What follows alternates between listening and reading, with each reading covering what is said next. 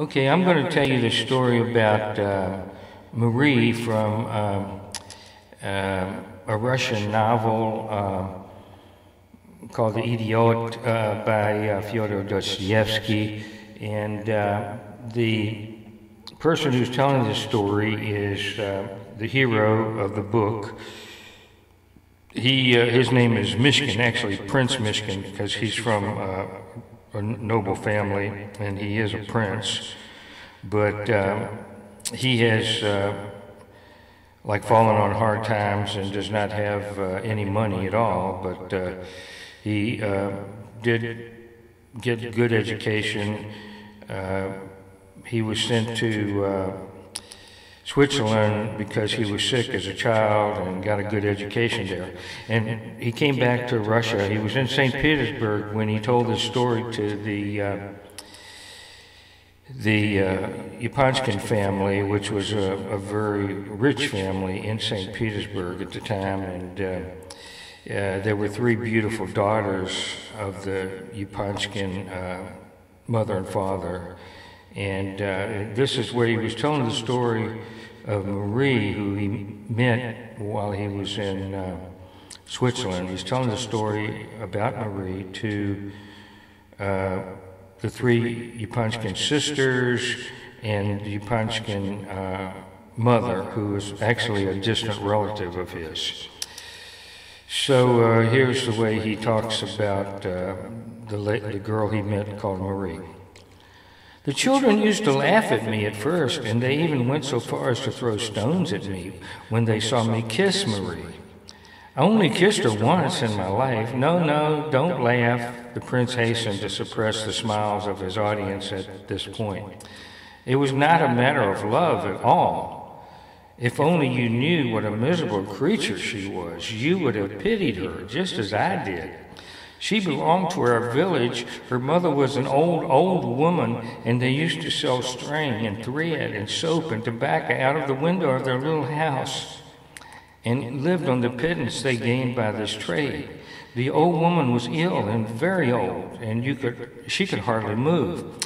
Marie was her daughter, a girl of 20, weak and thin and consumptive, but still she did heavy work at the houses around day by day. Well, one fine day, a commercial traveler betrayed her and carried her off, and a week later he deserted her. She came home dirty, draggled, and shoeless. She had walked for a whole week without shoes. She had slept in the fields and caught a terrible cold. Her feet were swollen and sore, and her hands torn and scratched all over. She never had been pretty even before, but her eyes were quiet, innocent, and kind eyes. She was very quiet always, and I remember once when she had suddenly begun singing at her work, everyone said, "Marie tried to sing today," and she got so chafed that she was silent forever after. She had been treated kindly in the place before, but when she came back now, ill and shunned and miserable, not one of them all had the slightest sympathy for her. Cruel people. Oh, what hazy understandings they have on such matters. Her mother was the first to show the way. She received her wrathfully, unkindly, and with contempt. "You have disgraced me," she said. She was the first to cast her into ignominy.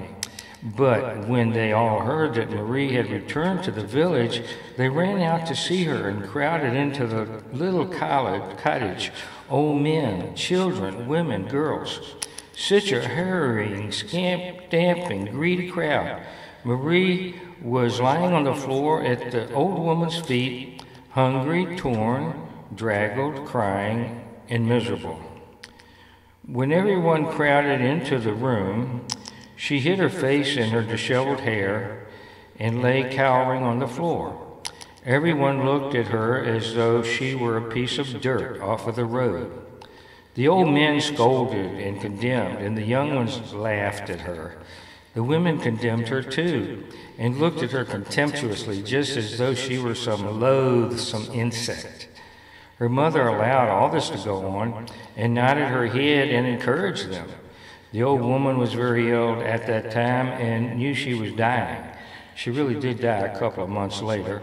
And though she felt the end approaching, she never thought of forgiving her daughter to the very day of her death. She would not even speak to her. She made her sleep on a straw in a shed and hardly gave her food enough to support life. Marie was very gentle to her mother and nursed her and did everything for her, but the old woman accepted all her services without a word and never showed her the slightest kindness. Marie bore all of this, and I could see when I got to know her that she thought it quite right and fitting, considering herself the lowest and the meanest of creatures. When the old woman took to her bed finally, the other old women in the village sat with her by turns, as is the custom there, and when Marie was quite driven out of the house, they gave her no food at all. And she could not get work in the village. None would employ her. The men seemed to consider her no longer a woman. They said such dreadful things to her. Sometimes on Sundays, if they were drunk enough, they used to throw her a penny or two into the mud, and Marie would silently pick up the money. She had begun to spit blood at this time. At last her rags became so tattered and torn that she was ashamed of appearing in the village any longer. The children used to pelt her with mud, so she begged to be taken on as assistant cowherd. But the cowherd would not have her. Then she took to helping him without leave, and he saw how valuable her assistance was to him and did not drive her away again. On the contrary, he occasionally gave her the remnants of his dinner, bread and cheese. He considered that he was being very kind. When the mother died, the village parson was not ashamed to hold Marie up to public derision and shame. Marie was standing at the coffin's head in all her rags, crying. A crowd of people had collected to see how she would cry. The parson, a young fellow ambitious of becoming a great preacher, began his sermon and pointed to Marie. "There," he said, "there is the cause of the death of this venerable woman," which was a lie because she had been ill for at least 2 years. "There she stands before you and dares not lift her eyes from the ground because she knows that the finger of God is upon her. Look at her tatters and rags, the badge of those who lose their virtue. Who is she? Her daughter," and so on and so on. And just fancy, this infamy pleased them, all of them, nearly. Only the children had altered, for then they were all on my side and had learned to love Marie. This is how it was. I had wished to do something for Marie. I longed to give her some money, but I never had a farthing while I was there. But I had a little diamond pin, and this I sold to a traveling peddler who gave me 8 francs for it. It was worth at least 40. I long sought to meet Marie alone, and at last I did meet her. On the hillside beyond the village, I gave her the 8 francs and asked her to take care of the money because I couldn't get any more. And then I kissed her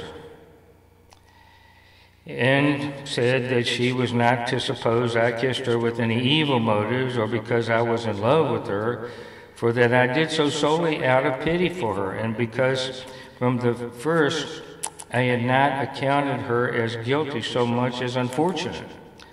I longed to console and encourage her somehow, and to assure her that she was not the low, base thing which she and others strove to make out.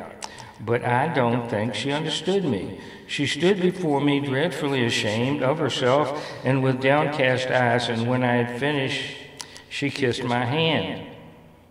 I would have kissed hers, but she drew it away. Just at this moment, the whole troop of children saw us. I found out afterwards that they had long kept a watch upon me. They all began whistling and clapping their hands and laughing at us. Marie ran away at once, and when I tried to talk to them, they threw stones at me. All of the village heard of it, and the same day, and Marie's position became worse than ever. The children would not let her pass now in the streets, but annoyed her worse than ever.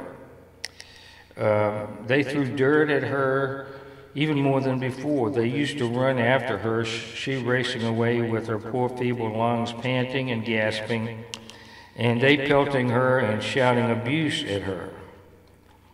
Once, I had to interfere by force, and after that, I took to speaking to them every day and whenever I could. Occasionally they stopped and listened, but they teased Marie all the same. I told them how unhappy Marie was, and after a while they stopped their abuse of her and let her go by silently. Little by little, we got into the way of conversing together, the children and I. I concealed nothing from them. I told them all. They listened very attentively and soon began to be sorry for Marie. At last, some of them took to saying good morning to her kindly when they met her. It is a custom there to salute everyone you meet with good morning, whether acquainted or not. I can imagine how astonished Marie was at these first greetings from the children. Once two little girls got hold of some food and took it to her and came back and told me. They said she had burst into tears and that they loved her very much. Very soon after that, they all became fond of Marie, and at the same time, they began to develop the greatest affection for myself. They often came to me and begged me to tell them stories. I think I must have told stories well, for they did so love to hear them. At last, I took to reading up interesting things on purpose to pass them on to the little ones, and this went on for all the rest of my time there, 3 years. Later, when everyone was angry with me for hiding nothing from the children, I pointed out how foolish it was, for they always knew things, only they learnt them in a way that soiled their minds, but not so from me. One has only to remember one's own childhood to admit the truth of this, but nobody was convinced. It was 2 weeks before her mother died that I had kissed Marie, and when the clergyman preached that sermon, the children were all on my side. When I told them what a shame it was of the parson to talk as he had done and explain my reason, they were so angry that some of them went and broke his windows with stones. Of course, I stopped them, for that was not right, but all the village heard of it and how I caught it for spoiling the children. Everyone discovered now that the little ones had taken to being fond of Marie, and their parents were terribly alarmed, but Marie was so happy. The children were forbidden to meet her, but they used to run out of the village to the herd and take her food and things, and sometimes just ran off there and kissed her and said, "Je vous aime, Marie," and then trotted back again. They imagined that I was in love with Marie, and this was the only point on which I did not undeceive them, for they got such enjoyment out of it, and what delicacy and tenderness they showed. In the evening, I used to walk to the waterfall. There was a spot there which was quite closed in and hidden from view by large trees, and to this spot the children used to come to me. They could not bear that their dear Leon should love a poor girl without shoes to her feet and dressed all in rags and tatters. So, would you believe it, they actually clubbed together somehow and bought her shoes and stockings and some linen and even a dress. I can't understand how they managed it, but they did it all together. When I asked them about it, they only laughed and shouted, and the little girls clapped their hands and kissed me. I sometimes went to see Marie secretly too. She had become very ill and could hardly walk. She still went with the herd, but could not help the herdsman any longer. She used to sit on a stone near and wait there almost motionless all day till the herd went home. Her consumption was so advanced and she was so weak that she used to sit with closed eyes, breathing heavily. Her face was as thin as a skeleton's, and sweat used to stand on her white brow in large drops. I always found her sitting just like that. I used to come up quietly to look at her, but Marie would hear me, open her eyes, and tremble violently as she kissed my hands. I did not take my hand away because it made her happy to have it. And so she would sit and cry quietly. Sometimes she tried to speak, but it was very difficult to understand her. She was almost like a madwoman with excitement and ecstasy whenever I came. Occasionally, the children came with me. When they did so, they would stand some way off and keep guard over us so as to tell me if anybody came near. This was a great pleasure to them. When we left her, Marie used to relapse at once into her old condition and sit with closed eyes and motionless limbs. One day she could not go out at all and remained at home all alone in the empty hut, but the children very soon became aware of the fact, and nearly all of them visited her that day as she lay alone and helpless in her miserable bed. For 2 days the children looked after her, and then when the village people got to know that Marie was really dying, some of the old women came and took it in turns to sit by her and look after her a bit. I think they began to be a little sorry for her in the village at last. At all events, they did not interfere with the children anymore on her account. Marie lay in a state of uncomfortable delirium for the whole while. She coughed dreadfully. The old women would not let the children stay in the room, but they all collected outside the window each morning, if only for a moment, and shouted, "Bonjour, notre bonne Marie." And Marie no sooner caught sight of it or heard them, and she became quite animated at once, and in spite of the old women, would try to sit up and nod her head and smile at them and thank them. The little ones used to bring her nice things and sweets to eat, but she could hardly touch anything. Thanks to them, I assure you, the girl died almost perfectly happy. She almost forgot her misery and seemed to accept their love as a sort of symbol of pardon for her offense, though she never ceased to consider herself a dreadful sinner.